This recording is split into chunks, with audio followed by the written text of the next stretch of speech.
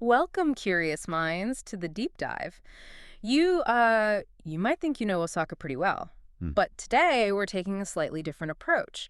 We're peeling back some layers, almost like an old map, you know? Yeah, getting underneath the surface. Exactly, to uncover a place that, well, it holds some real secrets to the city's foundations. And that place is Higashinari Ward.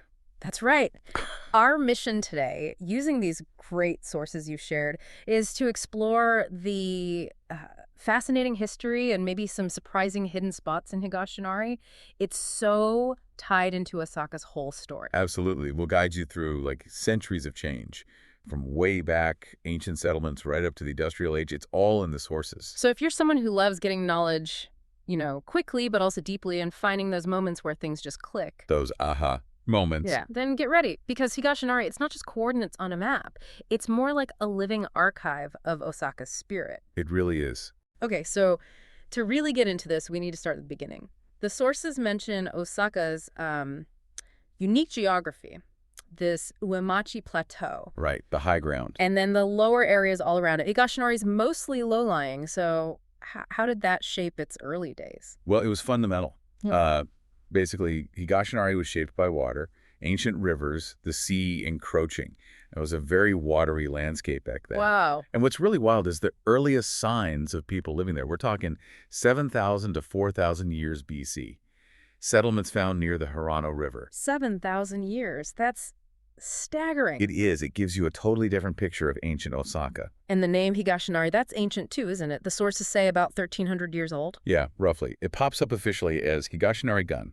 That's Higashinari County in 713 AD. Okay. And the name itself comes from how they divided ancient Osaka. The eastern part was Naniwa o Higashi. Big East. Exactly. Yeah. So Higashinari gets its east connection right from the start. It wasn't just a name, it was like an administrative reality. It marked the eastern frontier. So it was important from way back, like a gateway almost. Precisely. A gateway channeling things into the city center on the plateau. And speaking of the plateau, that Uemachi Plateau, that was where the ancient capitals were. The Naniwa Nagar Toyosaki Palace. Which is thought to be within the Naniwagu grounds, right? That's the thinking, yes. And archaeology backs it up. Excavations from the 7th, 8th centuries. They found remains of 16 buildings there. 15 buildings, so it was a significant complex. Oh, definitely. And you have to connect that spot, that specific piece of land, all the way through history. Before Osaka Castle, there was Ishiyama Honganji Temple. A major fortress in its own right. A huge, formidable fortress right there. So that location has been key for, well, millennia. Okay, let's jump forward a bit to the Edo period. Osaka becomes known as the nation's kitchen. A bustling time. And the sources really emphasize Higashinari's role in this. How did that whole commerce and craft thing play out there? Well, you have to imagine Tamatsukuri Guchi, the Jade Craft Gate. This wasn't some minor gate. It was a major artery for goods flowing into Osaka. Super busy, lots of activity. Right. But if you want a really specific, kind of fascinating example of the craft side, the sources point to soy sauce. Soy sauce. Okay, tell me more. Fukae soy sauce. Yeah. It really took off in the Fukae area, which means deep river, during the Middle Edo period. And you have to picture it. The sources paint this amazing scene. Yeah. The air, thick with this deep, rich smell, daigomi, that umami aroma. Huge cedar barrels, like 300 years old, almost 2 meters across. Wow. Yeah. And the soy sauce would ferment in there for like 1.5 to 2 years. And the brewers, the kurabito, they'd be stirring this mash by hand, real traditional craft. That sounds incredible, the smell alone. And the sources mention something about the water being key. Absolutely crucial. Clear, sweet groundwater. Some old places, like one called Kadoyoshi, even had their own private wells lined with granite. Pure water, pure flavor. That's amazing. And the best part is, if you listen, you can actually get a taste of this history, right? You can. The former Kadoyoshi Fukae soy sauce fermentation plant, it's still there.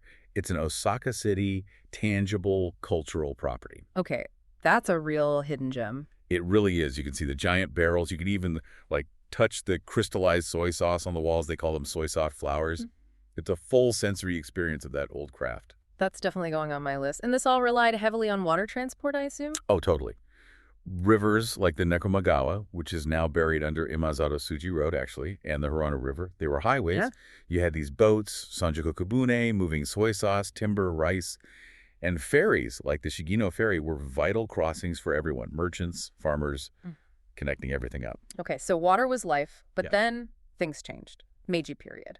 The railway arrives in 1895. A massive shift. Yeah. That must have been quite a shock to the system for Higashinari. Huge. Imagine the opening day of Shigino Station, part of the Osaka Railway, which eventually became the JR Loop line we know. Yeah. The sources describe the steel beast, the steam locomotive tolling in, the noise, the whistle. It must have been utterly astonishing, maybe even a bit scary, but definitely exciting for the crowds. I can picture it, the sound of the future arriving. Exactly. And it changed Shigino almost instantly. It became an industrial center. The Osaka Army Arsenal was there. Tons of metal factories popped up. So new jobs, but also a very different kind of noise and atmosphere. Completely different. And, for you exploring today, you can stand right there on the platform at JR Shigino Station and try to imagine that scene from 1895. That's a cool idea. Yeah, and look around nearby. You might still spot some old factory buildings, maybe some ruins with those classic red brick walls. They're like echoes of that industrial boom. Echoes of the past. Now, speaking of local character, there's another story the sources highlight, something really Osaka-esque. The Shinfukai Bridge. Ah, yes, the Ghost Bridge. Yeah. A fantastic story from the Taisho or early Showa period. Okay, what happened? So the old bridge over the river there was apparently really narrow, kind of falling apart, dangerous even. People complained to the officials. Yeah. Nothing happened. Yep. Typical bureaucracy, maybe. So the locals, with that amazing Osaka get-it-done-ourselves attitude, They didn't just wait around. they absolutely did not. Yeah. The sources say they secretly organized carpenters, ironworkers, strong local guys. They got together one night. No way. Yes. Working under the moonlight, apparently they built a whole new wooden bridge overnight.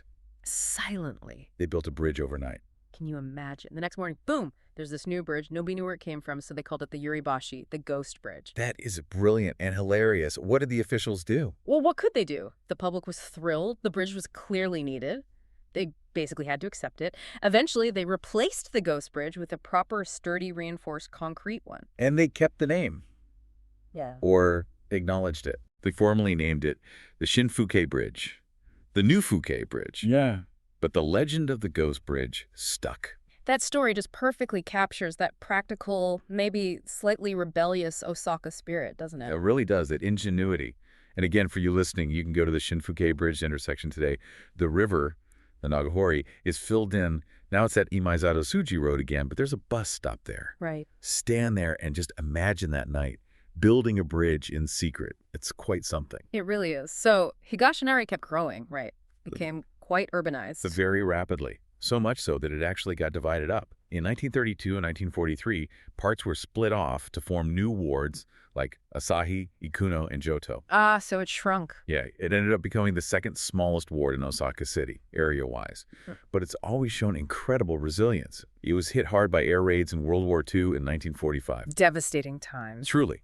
But it recovered, it rebuilt. This area has really seen the full spectrum of Osaka's history. So we've really covered a lot of ground today, haven't we? From ancient Naniwa Ohigashi, The Big East. through the smells and sounds of Edo period soy sauce brewing, Those giant barrels. to the roar of the first trains and the cheeky building of a ghost bridge. It's quite a journey. We've seen how Higashinari didn't just exist alongside Osaka's development. It actively shaped it, its name, its industry. It's packed with hidden history. Absolutely. And now that you, our listeners, have these stories, Higashinari might look a bit different next time you're nearby. Hopefully. And we really encourage you, maybe go visit the former Katayoshi Fukae soy sauce fermentation plant. Get that unique smell and feel of the past. Or maybe take a walk near Tamatsukuri Nari Shrine around dusk. Imagine those ancient times. Or, like you said, stand on the platform at JR Shigino Station. Yeah, picture that steam train arriving. Or just pause for a moment at the Shinfukai Bridge intersection and think about that incredible local spirit. Exactly. Each place tells a much deeper story now, right? It does. So I guess, what's the takeaway here? Higashinari isn't just facts and dates. No, not at all. It feels more like a testament, really, to community spirit, to craftsmanship, to that Osaka resilience we talked about. It reminds you that even places you think you know can hold these incredible untold stories. So maybe the final thought for you is this. How does knowing these really local, really human stories. The ingenuity, the struggles, the craft. How does that change how you see a city? How does it change your view of the people who built it, layer by layer, generation after generation? Makes you wonder what's hidden just beneath the surface wherever you are, doesn't it?